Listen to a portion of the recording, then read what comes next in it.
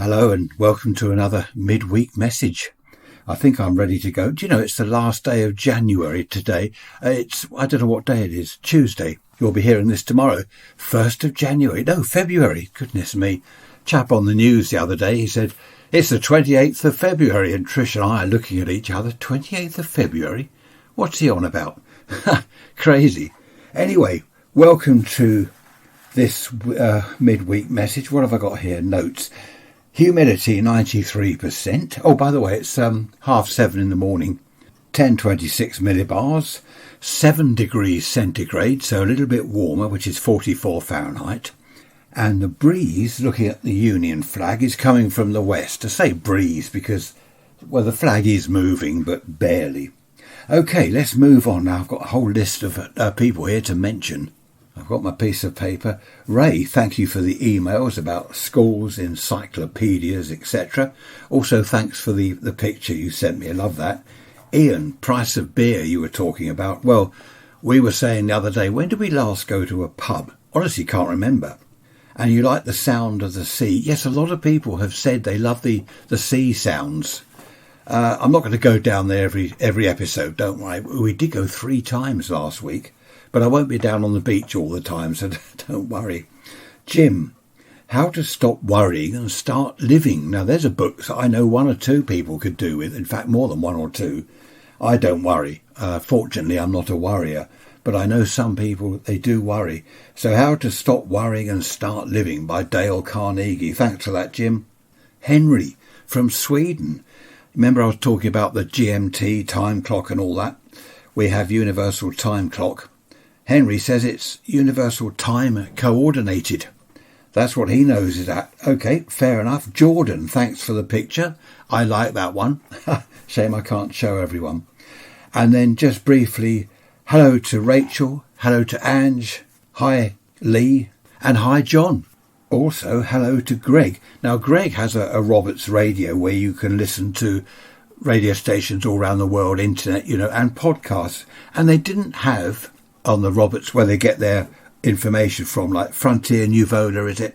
Greg couldn't get my podcasts, so he got onto them. And they've added Rants. They've added Rants. Thank you for that, Greg. That's amazing. I'm sure a lot of people do have Roberts radios and will much appreciate, well, perhaps they won't appreciate my being on there. I don't know, Greg. Well, we can always blame you. Thank you very much for that anyway. Thanks for your messages. Nice to hear from you. I know there are loads of others, but I can't read the entire list. I'll be here all day. Now, talking of the sea, here's a very quick, I won't bore you, a very quick outside recording. I'm out in the garden and looking for birds. They won't come while I'm here, but we are doing this bird count. It's the RSPB, the Royal Society for Protection of Birds. That's it, RSPB.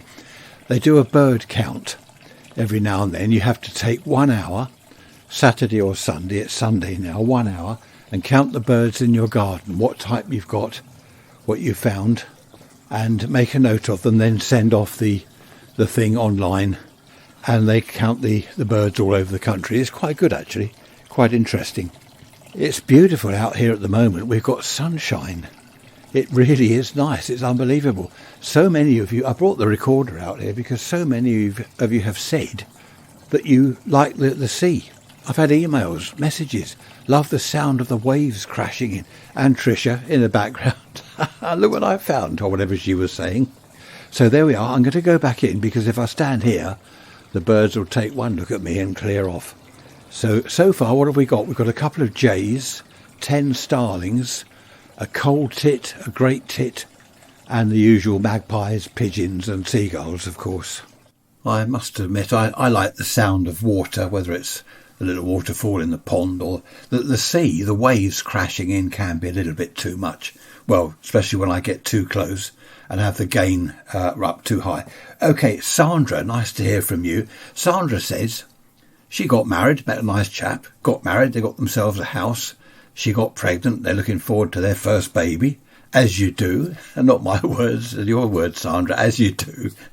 Excellent. Great to hear from you.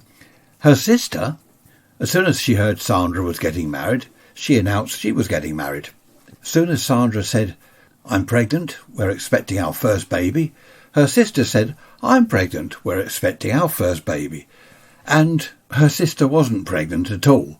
She kept trying, but it didn't work. And Sandra's saying, has anyone else had this where there's kind of rivalry between either brothers or sisters? One gets married, so the other one has to keep up with them, and one gets pregnant, so the other has to, well, not brothers, but you know what I mean.